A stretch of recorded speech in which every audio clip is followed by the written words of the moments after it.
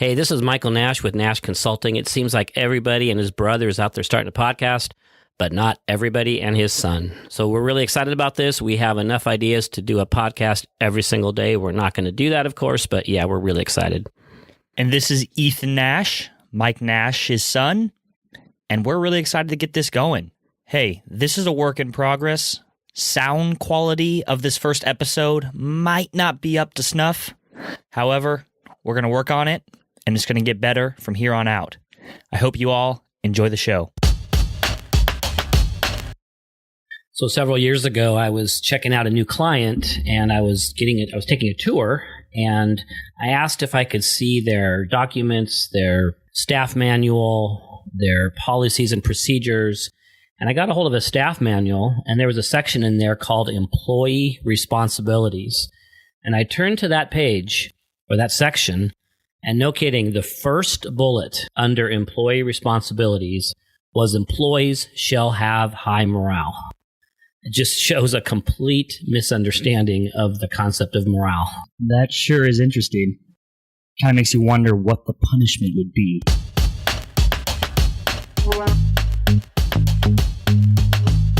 This sounds like a stupid question. Probably is, because, yeah, go ahead.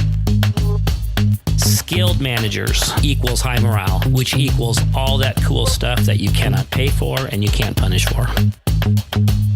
When you close off that feedback channel, you are not going to be able to hear the truth. In the first microseconds, your brain can't tell the difference between physical danger and what we call social danger. I'm pissed off at you. Me, specifically? Well, just because you're my boss and all. Employees tend to get promoted until they reach their level of incompetence. Go forward and don't suck. Hey, I'm Michael Nash. And I am Ethan Nash. And I am Mike Nash's son. Yes, he is. And that makes me Ethan Nash's father. Go figure. Yeah, yep. And we are with Nash Consulting.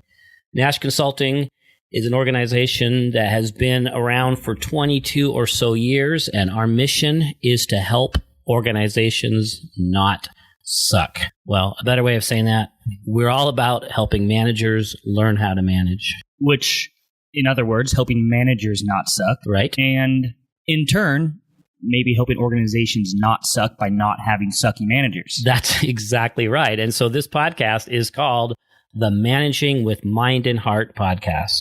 Helping managers not suck, one episode at a time. Exactly.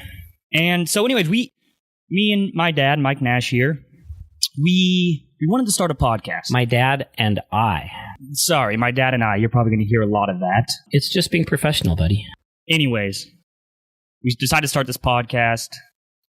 Essentially, we figured, you know what, we get in front of clients, hundreds, thousands of clients a year, train them on management skills. Why not put out a podcast so more people can take in the tools and learn the tools it takes to be a manager that doesn't suck?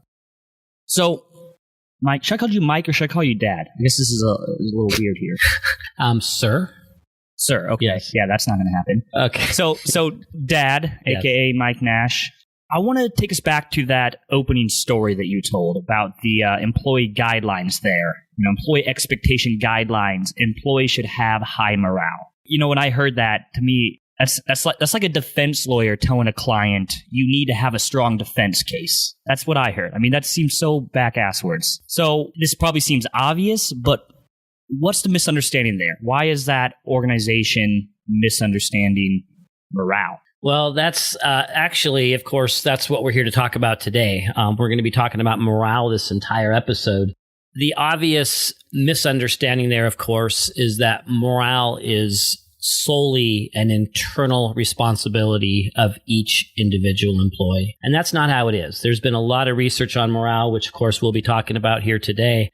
They say, according to the research that we've been studying, only about 8 to 10% of morale is actually rooted in the personal responsibility of that employee. Because here's the thing, morale, meaning workplace morale, and personal happiness are absolutely not the same thing.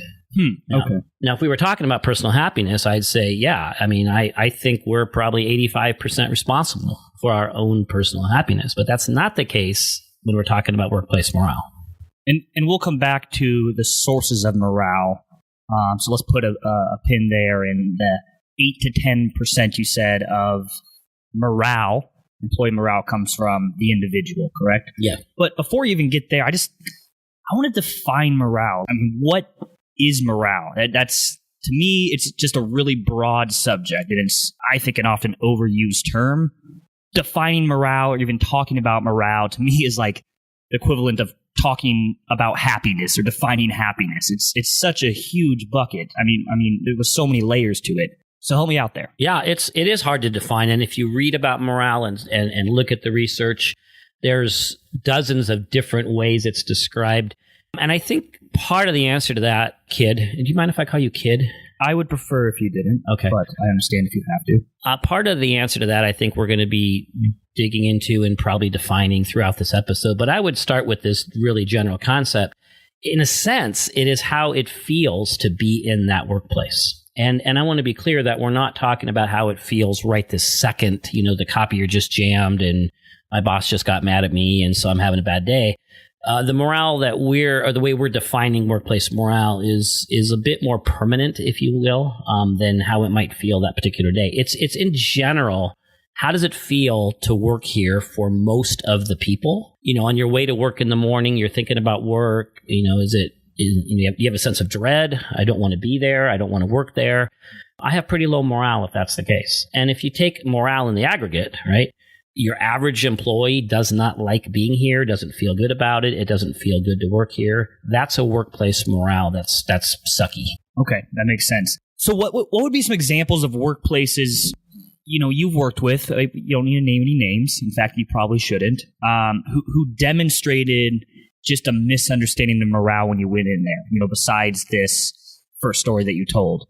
In what ways do management teams, organizations typically misunderstand it? Is it that they think this should come from the employees, that employees just need to, meditate more, exercise more, get themselves happy? Is that usually the misunderstanding? Is there other areas of misunderstanding? There's several. Let's start with that category, though. I have quite often seen that general idea that morale is the responsibility of the people that work here.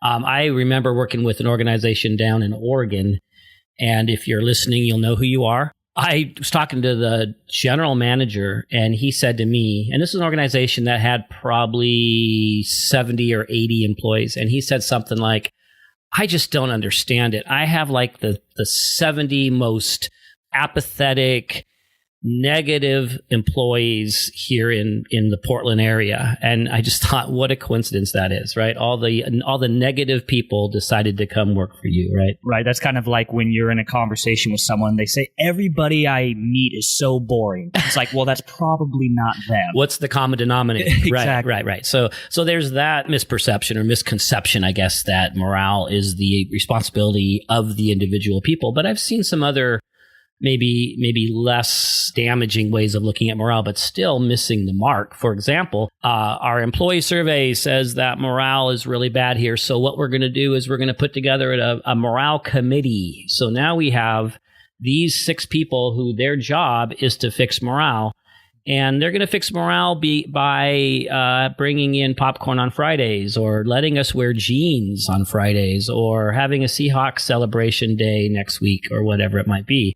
So again, that concept of having a committee that designs some fun, there's nothing wrong with that. In fact, that's a really good idea. But to think that that's going to, actually scratch that itch when it comes to overall employee morale it's just not going to happen. So that's another misunderstanding that I've seen around morale, is that we can kind of fix it with a little bit of fun. Yeah, I when I think of morale, correct me if I'm wrong here, I don't know as much as you sometimes. What'd you say? Could you say that again? Anyways, we'll cut that part out.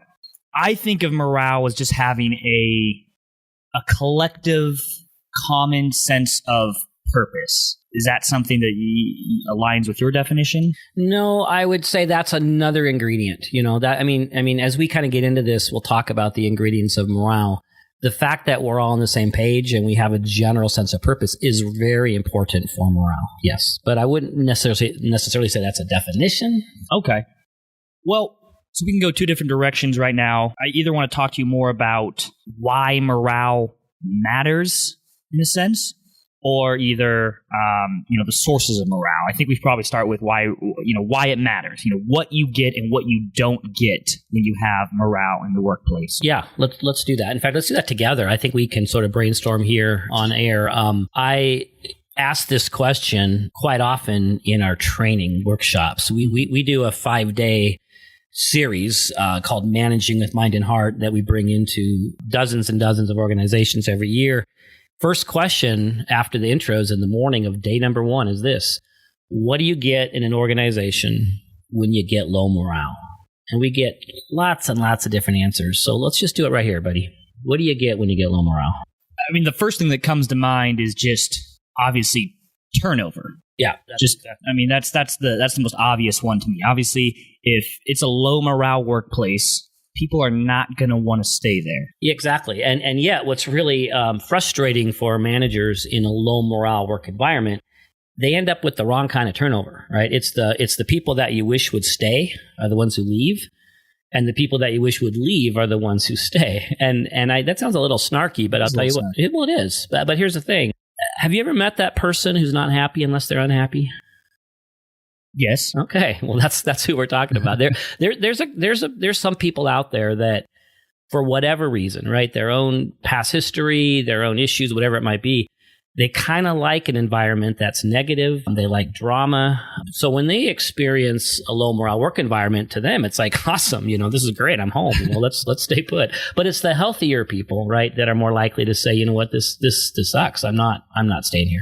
And on the other side of the coin there, I think there's also those kind of people that they can kind of be happy in any sort of environment. Right? Absolutely. And so those are going to be the people that perhaps, even if it is a low morale environment, they're not going to react as drastically to that. Yeah, they may not leave. They may be able to, they have enough good things going on in their life. They can say, well, this is just work. I can handle it. But I'll tell you what, even those folks, if they don't leave, you're still not going to necessarily get everything you want to be getting out of those people. Because let's talk about another thing you get when you get low morale. And if I'm just going to pause right there for a second, I just want to talk a little bit more about turnover there, and just kind of we're kind of painting a big, dark, ugly picture to start with here. Sure. Now with turnover, and I, as preparing to have this conversation, Gallup actually estimates that turnover costs can be up to 150% of his or her annual salary, right? And I've heard estimates up to 200. I've heard up to 200, yeah. So, not that the bottom line matters for everything, but I think we can agree there is a bottom line money cha-ching component to having low morale. For all these reasons. You have turnover. I mean, that's, if you pay an employee, $100,000, you're paying $150,000 for a turnover. Absolutely. Yeah. Turnover costs money because of, hiring and all the other costs. Recruiting costs, onboarding costs. Yeah. I would actually say that probably the majority of the results of low morale actually cost money. And so we're talking, bottom line, you're right. Low morale is expensive. Well, for example, let's go to the next one. Low morale is going to bring lower productivity. And I often ask people in class, what's the connection between low morale and low productivity? Like, why are those connected? And often I hear, well, because people don't care. And I'll tell you what, my favorite quote, really, after 20-something years of doing this, still, my favorite quote is Stephen Covey's quote: you can pay people for their back, you can pay people for their hands, but they volunteer their hearts and they volunteer their brains. Such a great quote, Stephen Covey. It really 7 is. Habits of Highly Effective People. That's it. And that what that is telling us is that, you can pay people to do the basics, right? They'll come in and do their basic stuff. But if you want them to volunteer heart and brain, which is where you're going to get extra productivity and loyalty and creativity and great attitudes, all that stuff, they give that stuff because they want to. And you cannot pay people more and you cannot punish people more to get them to volunteer their hearts and their brains. And so you get low morale, you're going to get lower productivity, you're going to get less quality, which leads to things like you're going to get more mistakes. You're going to have to fix that kind of stuff. You're going to have to go back and repair. You're going to have to make up for missed work. I mean, again, it costs money. So here's what I'm hearing. I'm hearing everything you just said with low productivity, people cutting corners, mistakes. I'm hearing engagement. Exactly. And employee engagement is the golden egg, right? I mean, we're always talking about, employers are always talking about employee engagement. How do we get people to be invested, to care, to have their skin in the game, to have a sense of ownership? There's lots of methods to get people there, but every one of them requires high workplace morale. You know, when I've taught these classes, I've had, I wouldn't say pushback on this, but I've had a question come up where they were confused about the difference between morale and engagement. And I'll be honest, I did have a bit of a hard time separating those two.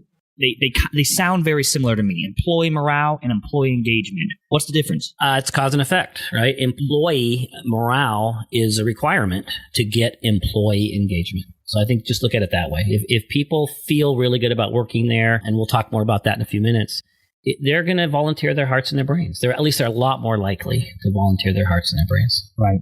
And they've actually estimated that because of unengaged employees in the workplace, that it's disengaged. Disengaged. Maybe let's think about that. Is it unengaged or disengaged? Well, I think it's disengaged. You know what? I don't think it matters. I think they understand. Anyways, disengaged employees results in billions of dollars a year of lost productivity. And you know, they did a worldwide study, and they found that only 13% of employees are engaged. And to me, I think, okay, well, there's probably reasons for that, but one reason I thought of was not all jobs out there are very engaging, are very exciting. At some level, can morale just not help with people being engaged with their job if it's just not exciting? Well, one of the ingredients of high morale, which we'll kind of circle back to soon here, it is the work itself. So yeah, I think that you're onto something for sure. Mm-hmm. But honestly, different strokes for different folks, right? I mean, some people would love a job that I would actually hate, and it's going to be a lot of other factors other than the work itself that's going to lead to engagement. Okay. So let's do some other low morale, right? We've got, what do we have so far? We have turnover and disengagement. Right. So we have mistakes. We have low productivity. Let's add a couple more. You get low morale. And again, this is all according to research, but I don't think you need a lot of research to intuit this. You get bad attitudes. Low morale is going to tend to lead to more what we call recreational negativity. You know, that stupid decision that was made 7 years ago, we're still talking about it. Mm-hmm. It's going to lead to more negative attitudes toward employee to employee. And all that negativity and negative attitudes is going to also lead to more junior high behaviors, right? You're just going to have more of those situations where as a manager, you're just thinking, really? Is this what I have to deal with now? She unfriended me on Facebook or, whatever. You get more paranoia, more disengagement with each other, more, behaviors around every man for himself. One thing that they found in brain research, of course, is that if you're in a state of self-protection, maybe a little bit of fear, your sympathetic nervous system kicks in, and it's actually hard to feel empathy. It's hard to care about others when you're not feeling really good about, the situation that you're in. So, all this stuff adds up and impacts relationships. Right. Yeah. If you're in a high stress environment, or you're always worried about your your coworkers gossiping behind your back, your manager yelling at you, you are going to get what I like to call an amygdala takeover, mm-hmm. which essentially you are going to react to situations with fear. Yep. And with defensiveness. Reactivity. Yep. Reactivity. Okay. So what else? You get here's one of my soapboxes that I get on sometimes with organizations. Here we go. You get worse customer service, basically, right? I mean, that not only is that according to research, it just makes sense. It's really hard to be giving to customers something much better quality than what you're experiencing yourself at work. And the soapbox I get on is this.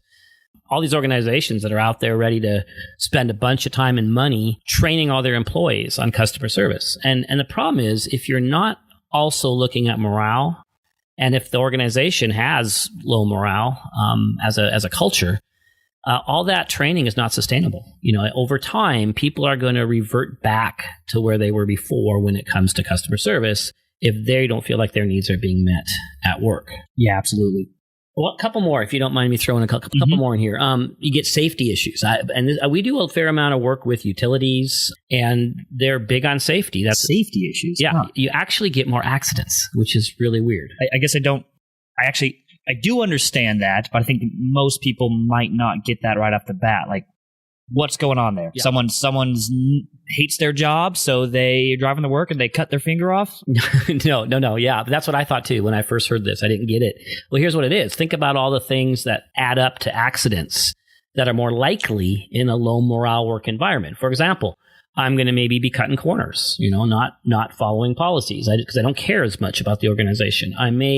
We may not have each other's backs as much. I may not be as willing to report problems up the line because of a culture of fear or punishment. I might just not be following policies. How about just carelessness, right? Because I'm not engaged, right? You add all that together, and what the studies show actually is that training for safety and morale are equal indicators of the safe work environment. Morale and safety. Safety training. Sorry, safety training. Yeah, safety training and morale are both equal indicators are whether or not we're going to have accidents. That's surprising, but it does make sense. Yep. So let's shift gears a little bit here. All right, I think we've painted a big, ugly, dark picture, and we've thoroughly made everybody depressed that's listening. Yep. That's our goal. Can that's we put on our happy faces that we brought? This sounds like a stupid question. Probably is, because, go ahead. What do you get when you get high morale, besides just the opposite of everything we just said? I mean, what are some of the really cool things we get when we have high morale workplaces, engaged employees? What's going on? Yeah, it's one of my... I like this part of the seminar when we brainstorm this with the group because it's really fun to talk about. And the list is almost endless, right? And you can help me with this, buddy. We got creativity, right? Let's talk about that. When you get low morale, people aren't as willing to collaborate and suggest new ideas, and people have a lot more freak out about change and et cetera, right? But with a high morale work environment, much more likely that people are going to make suggestions, that there's going to be openness to those suggestions, that change, even though it still is anxiety producing, is going to be quite a bit more welcome. So creativity, innovation, new ideas, et cetera. What else do you think, buddy? What else might you get when you get high morale?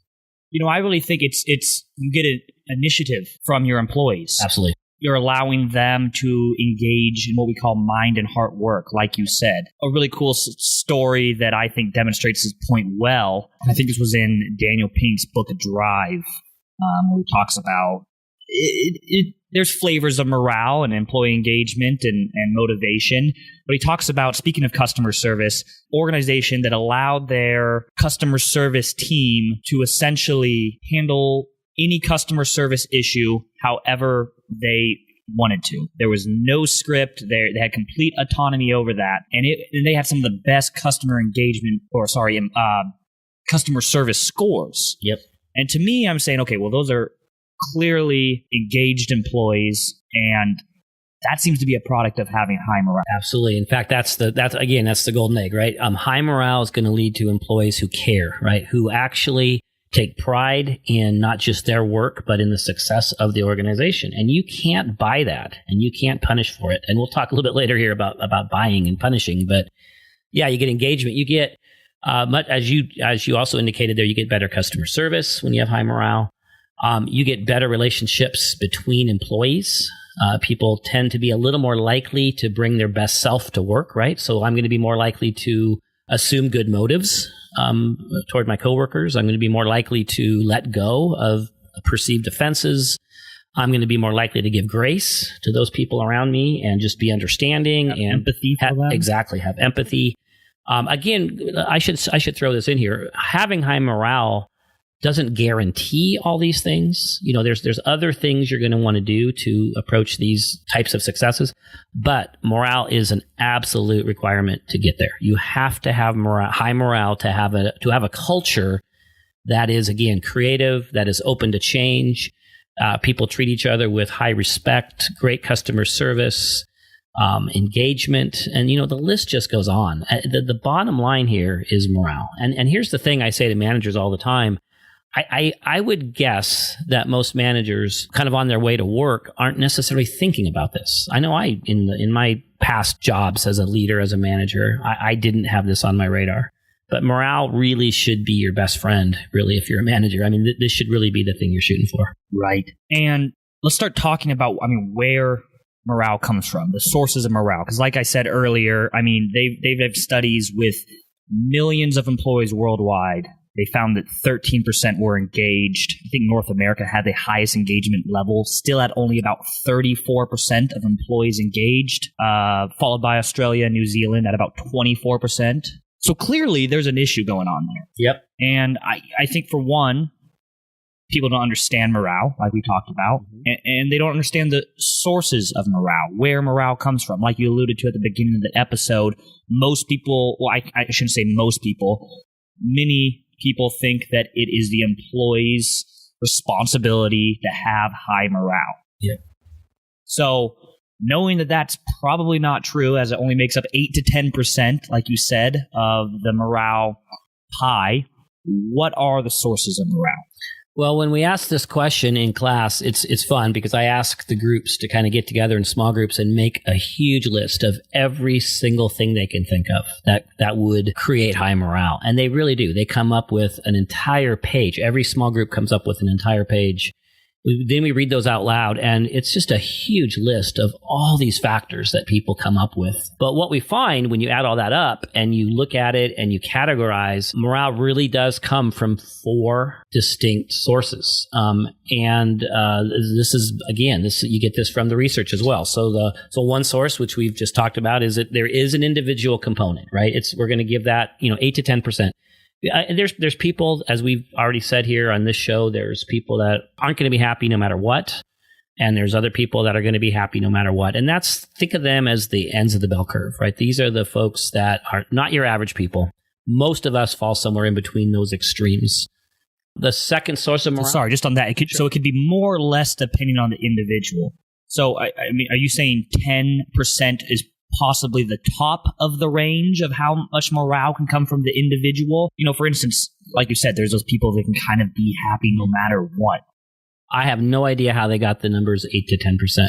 I really don't. I don't know if that's talking about that some people, or the total of my morale is impacted by myself only 8 to 10%. I suspect that's what we're talking about.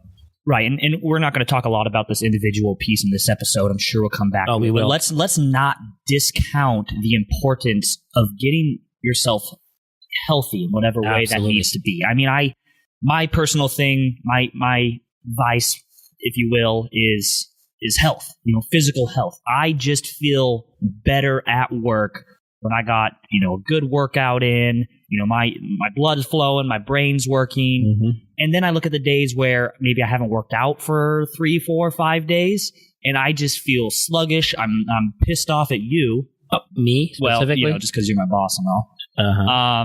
And I just don't feel good. But my individual morale is at its peak when I am feeling healthy, and that's just me. So let's not discount the importance of making yourself or getting yourself to the place that you need to be in order to have that morale source. Absolutely. Yeah. In fact, let's bookmark that, and let's make sure we come back to that at a later episode. And by the way, I wouldn't call exercise a vice. I just want you to know you're probably misusing that word the way you misused the word unengaged. I looked it up, by the way, just so you know why we were talking. Disengaged is actually the word. I just want you to know that. Okay. It's not unengaged. Okay. So, but yeah, no, you're right. Personal health, you and I both practice mindfulness and meditation, and we will be circling back to that in a later episode. Absolutely. Keeping yourself healthy through exercise and getting enough sleep, and having a really good balanced life, and just having the right mindset. But let's move on from that. That's the individual. It's makes up about 8 to 10% of the whole morale picture here. And again, we're talking about the 4 sources of morale, where morale comes from. So I know that the second one is your coworkers. Absolutely. And again, the number, the percentage, it's a little fuzzy. Let's call it 10 to 20, somewhere in that range. But yeah, the people you work with, right? So one of the biggest studies around workplace culture and morale It's chronicled in a book called First Break All the Rules. This was a humongous Gallup study that spanned a decade, I think, and like hundreds of thousands of participants and groups. But one of the number one indicators of morale was something as simple as, I have a good friend at work. And you go beyond that, right? Just the way we treat each other, the respect that is shown between us, the way we collaborate. So yeah, the second source of morale is going to be the people I work with. Yeah, I mean, I've actually, and probably many people can relate to this, I've stayed in a job probably a year and a half longer than, quite honestly, I probably should have, because of my coworkers. I mean, we were the kind of coworkers that were actually friends, going out to happy hour together. I came to work, and that was really my source of joy. So again, let's not discount your coworkers. That's a big part of the pie. It's not the main source, though. So what is the third source of morale then? Third source of morale is the actual work, right? And this has 4 categories. We'll just kind of list these really quick, but there's 4 different ways that the work itself is a part of your morale. Number 1, and pretty obviously, is I like the work, right? I like what I'm doing. That's a huge factor in me wanting obviously to come to work every day and do that thing I have to do all day long. Number 2 is what we call the challenge competency continuum. And this is the idea that employees need to both feel challenged and they need to feel competent. And as a side note on this one of the things we'll be talking about on a later podcast is how to have really good one-on-ones. And those should be regular scheduled meetings with your employees. And a really great question for those one-on-ones would be, where would you put yourself along this challenge competency continuum? And if an employee is, way over on the challenge side, and not feeling very competent, right, they are going to feel really stressed out, and they're never going to be able to go home and feel good about their day. But if they're over on the competency side and not feeling challenged, of course, they're bored.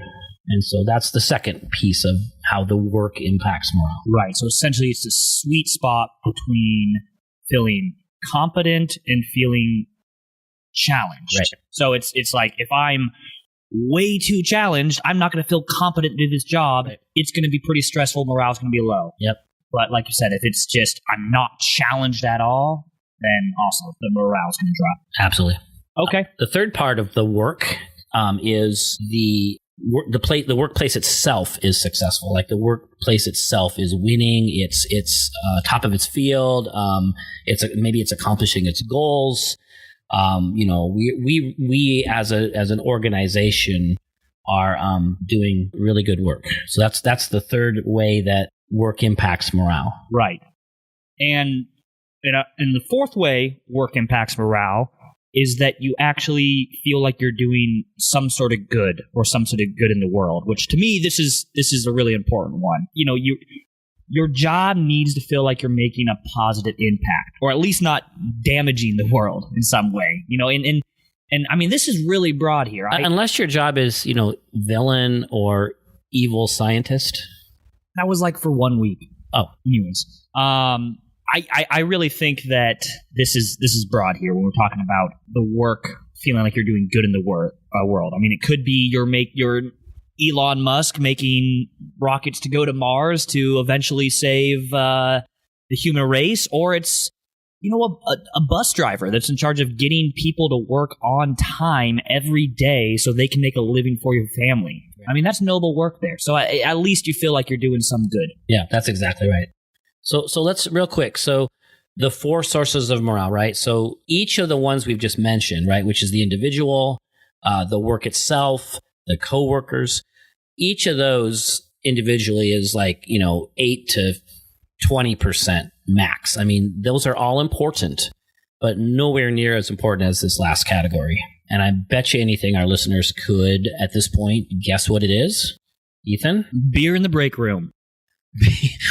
Beer in the break room. Try again, Ethan. I'm guessing, and I'm not really guessing because I know, it's leadership. Absolutely. Around 65%, give or take, of morale comes from leadership itself. And this is really the punchline here. I mean, we really have to focus in on this. And I know we're probably preaching to the choir at this point, as far as our listeners are concerned, but It's intuitive, but it's also based on research. Leadership is absolutely the number one source of both low morale and high morale. In fact, one study showed that 80% of people who quit their jobs aren't quitting their job, actually. They're quitting their boss. And I've seen that study and similar studies that kind of get as low as about 50%, but that's still 1 in 2 people that are quitting their boss, not their job. And if you don't mind, if I can get a little bit sad again for a second. Oh, go ahead. Paint an even uglier picture if we haven't already. It's just that, looking at Gallup polls, it's 3 out of 4 employees report their boss is the worst and most stressful part of their job. Say that again. 3 out of 4 people. 3 people. out of 4 employees report that their boss is the worst and most stressful part of their job. That's incredible. Yeah. That's sad. And did you just make that up? I did not just make that up. I promise. All right. That's again one of those huge Gallup reports that is taking hundreds of thousands of employees. They also found that 65% of employees say they take a new boss over a pay raise. So that puts some things into perspective there. It puts into perspective that, for one, people would rather make less money than have to deal with a crappy boss. Absolutely. And that, that's a side note. Can we do a quick side note? Let's do it. Yeah. Let's love side notes. Let's make sure we get back on track here. But the sources of morale, I don't know if it surprises anybody that we didn't mention money. And let's talk a little bit about what the research shows about money in terms of morale. What they found is that when you give employees a raise, it does increase their workplace morale for about 3 weeks. And what happens after those 3 weeks? Their morale goes right back to where it was before. Because here's the thing. Remember, we're not talking about personal happiness. We're talking about morale. And, 6 weeks after my raise, I'm not driving to work thinking, God, I hate my boss and meetings suck, but I sure have high morale because of that raise I got 6 weeks ago. Right. No. My boss still sucks. Yeah, right. I just get paid more money to deal with it. Exactly. More money does not fix bad meetings and a boss who's not treating me well and all these other things. What it does help is in my personal happiness. And I tell you, I was sharing this one time about a year ago in class, and somebody spoke up and said, well, I disagree because we all know that money doesn't buy happiness. And I kind of laughed and I thought, I get that. I mean, in a general sense, I literally believe that. I know that money doesn't buy happiness, but I will also tell you that last year I bought a motorcycle and it made me damn happy, right? It's fun. Right. And I had the money to do it, and so, yeah, but in any event, raises, salaries ultimately end up impacting your actual life. Mm-hmm. It doesn't impact your morale. Now, on the other hand, and this is where it gets kind of discouraging, salary issues can hurt morale. Right. That's what I was about to say. You have to hit a baseline at some point, right? Like if you're getting paid way under market value for your job, okay, and then you get a raise to market value, that might increase your morale, right? Yeah, because you were below baseline, and part of that is this, right? If I'm not getting paid enough, for example, my coworker is getting paid more than me, and I don't think that's fair, my morale will be impacted by that, but that's sort of indirect. I think what's bothering me more is the unfairness of it, right? So yeah, it's a bit of a tricky piece, but salaries aren't really a morale factor in the long run. But let's circle back to managers and leaders. Yes, being responsible for morale, right? That's the source of morale right there. And we got to dig into this one because there's a couple questions that come up. Which level of leadership? Exactly. It's there's supervisors, there's different layers. There's managers, there's the managers. If you're a Dr. Seuss fan, the analogy here is who's watching the beekeeper's keeper's keeper. What? Okay, you're obviously not a Dr. Seuss fan. I love Dr. Seuss. I've never heard of this one. Let's move on. I've heard of Sneetches and all sorts of Dr. Seuss, and fish and the Cat in the Hat. What are you talking about? Bees. The idea here is, okay, well, I have my supervisor, but who's watching my supervisor and who's watching the supervisor's supervisor? There's a layer of management. So is each layer responsible for their own layer of morale that's below them? Why don't you read real management books? Like you're reading Dr. Seuss? Oh, please. Dr. Seuss I've learned a lot. Okay. Well, in any event, yeah, well, I don't know what Ethan's talking about, but in any event, it's all layers of management, right? And there's actually there are some studies that indicate that the primary source of your morale when it comes to leadership is going to be your direct supervisor. That's kind of the conventional wisdom at this point, is that your direct supervisor is the one that you interface with, who kind of can be a buffer, who's going to be your problem solver, who's going to be the one that you kind of look to for how you're being treated at work. But there's other studies that show, and I would also say this is intuitive, that it's all levels of leadership, right? I mean, we've got upper management who sets goals and establishes certain values that company has, that supports the other leaders, that provides training, that approves expenses sometimes. So yeah, we're the culture is impacted by all levels of leadership. So let me wrap up with a few questions here about morale. We'll see where this goes. How do you recognize if you have a morale problem? I mean, we just painted some dark pictures, we painted some happy picture, but for organizations, for managers right now, how can they assess if their teams are in that low morale state? Well, there's a lot of, indicators, but I want to kind of jump to the big bang for the buck, which sounds like a really obvious answer, but a lot of managers miss this one, and it's just ask. Like, just ask.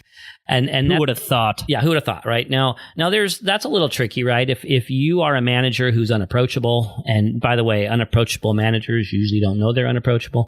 If people aren't telling you the truth, if you don't know how to ask, I mean, these are all subjects we're going to be tackling here on this podcast.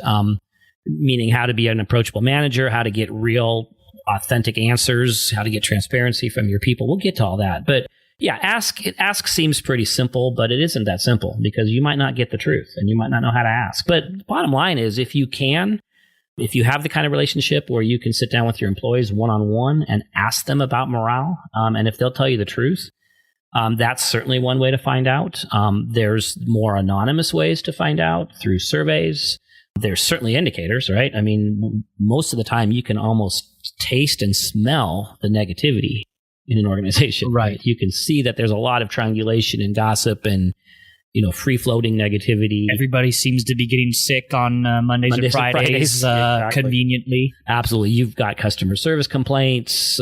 You're spending money on things that you shouldn't be spending money on. You're cleaning up mistakes. I mean, you can basically take that list of what do you get when you get low morale and call those indicators. So let me read you a quick quote here by Dwight Eisenhower. Okay. So someone kind of more from your generation. Not even. Come on, dude. He said, "The best morale exists when you never hear the word mentioned. When you hear a lot of talk about it, it's usually lousy." Huh. Now, when I read that, I disagreed, and I would like to think that you would disagree with that as well. I think that management teams should be talking about morale, no matter where it's at, whether it's at the lowest point, at the highest point. What do you think? I totally agree. I think morale needs to be engineered. A high morale work environment doesn't create itself. So let's talk about that. I have some ideas for us. Okay, so before we get into that, we are kind of coming up close to an hour here. No way. We said we're going to keep this under 45 minutes. So how long have we been talking? Oh, about 45, 50 minutes at this point. No, it's been like 20. Well, that's usually how it goes for you, isn't it? No, I'm seriously. It's been 45 minutes, you're saying. Well, there's a whole bunch more I want to talk about. Well, we're going to have a part two to this morale piece. How about that? Fine. Well, that being said, we will have a part two on morale. And here's what we'll do during that part two. Let's talk about. Here's what we've established, right? Let's establish what we've established. Yeah, let's establish what we've established. Let's say the word established a whole bunch of times. Yeah. Here's what we've established, Ethan. And this is why we go a half an hour over recording time. Anyways, we started the episode off by just more or less defining morale, talking about what that is. And then we talked about what you get when you have high morale and what you get when you have low morale. And then we talked about the 4 sources of morale. What creates morale in the workplace? The individual, the work itself, the coworkers I work with, and then the big one, the one that is primarily the source of high and low morale, which is leadership, management. And by the way, side note, and I know we're out of time, but Leadership and management, right? Let's not worry too much about the difference between those two, right? For the sake of this podcast, and we will talk more about this later, we're talking about the same thing. We're talking about people who lead. Right. People who have other people that report to them. Yeah, that's why we're calling it management. Okay. Managing with Mind and Heart is the name of this podcast. We're talking to people that actually have employees because we want you not to suck at being a manager. That's our goal. It sure is. So we'll be talking next time about now what do we do with this information? We know where morale comes from, more or less. So let's talk about how we engineer that, how we make improvements, how we maintain high morale. And give you all some actionable steps you can take right now to improve the work or improve the morale in your workplaces on your teams. Absolutely. And that's really our goal. Yep. And hey, here's something else for you guys that are listening. Ethan's going to give you an email address. So get ready to write this down because we would love to hear from you for lots of reasons. Number one, we love you, first off. Yes, that's the main reason. Because we love you, we want to hear from you. We actually want to hear that you love us, right? So send us compliments. Tell us how awesome we are. We have really low morale. Ethan does because his boss sucks, basically. My boss sucks. But here's the thing. We also want your questions. I mean, we can do lots of different creative, cool things with this podcast. So if you've got some ideas for us, topics you'd like us to cover, if you just have specific questions for us, what do I do in this situation? Or, giving us a scenario that we can help you with, please contact us at this email. So you can contact me at ethan@nashconsulting.com. That is ETHAN at You're not going to spell this, nashconsulting.com. Again, Ethan at nashconsulting.com. They got it, Ethan. They got it. And like we said, we have our issues that we talk about and our... What he means is he has his issues. Anyways. All right. Email us. Let us know your questions. We would love to answer them. And that's about it for this episode. Before we cut the mic, I'm going to have Mike on the mic over here talk to you a little bit about a pretty cool leadership retreat that we have coming up in this November 2019. Yeah, we'll just make this really brief. But November 5th through 7th, we are going to be doing a really cool retreat here in Washington State. It's at a beautiful location. We are calling this retreat Leading from Within. It's a 3-day journey toward leadership greatness. We're going to be talking a lot about what it means to lead from within. We're going to talk about a lot of those core beliefs and hidden attitudes that might be undermining your leadership success. We're going to talk about strategies for overcoming those roadblocks. We're going to be working in small groups. We're going to be doing some large group stuff. There's going to be some one-on-one kind of processing time with your with a person that we're going to pair you up with. It's going to be a relatively small group. We are shooting for somewhere between 10 and 20. We haven't quite determined that yet, but it's not going to be more than 20 people. It's going to be some really valuable stuff. We're going to talk about a little bit about mindfulness. We're going to get a little deeper than we get in our normal kind of everyday leadership series. So if you want to get connected with that, get to our website. Our website is nashconsulting.com. And he's not going to spell it. Don't spell it. I'm way ahead of you. Okay. Anyways, like we said, retreat in November, relatively small group. Sign up now. And it is in a beautiful location. We hope to see you there. Anyways, that's it. That's all. Go forward and don't suck. Goodbye. Thank you.